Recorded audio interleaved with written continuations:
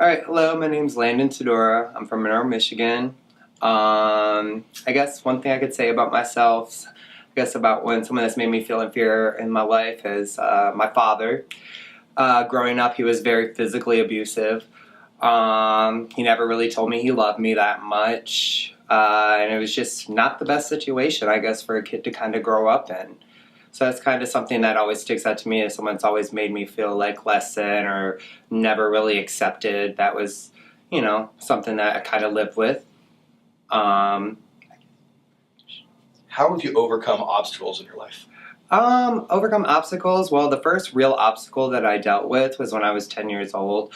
My mother killed herself. And from then on, it was just kind of like, I remember sitting there actually when it happened.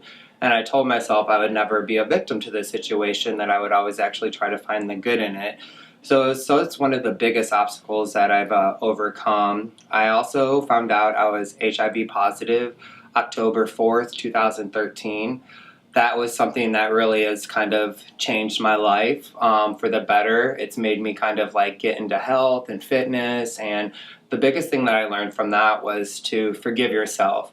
There's a lot of stigma that kind of comes from that. And, it's kind of, you don't really know how to feel about yourself when you hear something like that. You know what society thinks and kind of what you're led to think about HIV, but it's never really like that. It's actually a very empowering thing. You can become a more rounded human being, and teach others to kind of live openly about their truths and the things that they're going through. So, I don't know, that kind of is another obstacle that I feel like I've kind of overcome.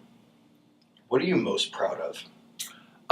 What I'm most proud of, honestly, is just how I've embraced the HIV thing, really, and how I've lived openly about it. It's on my Instagram. I've had people reach out to me throughout the world, and people are just finding out they're positive, and it's been really nice to be able to talk to them and kind of help them to realize that there's nothing wrong with them. They're not disgusting. They're not a bad person. They're not any of that. They're actually very beautiful people. And, it can use it to actually help others and help themselves. So that's kind of something. What positive adjectives describe you?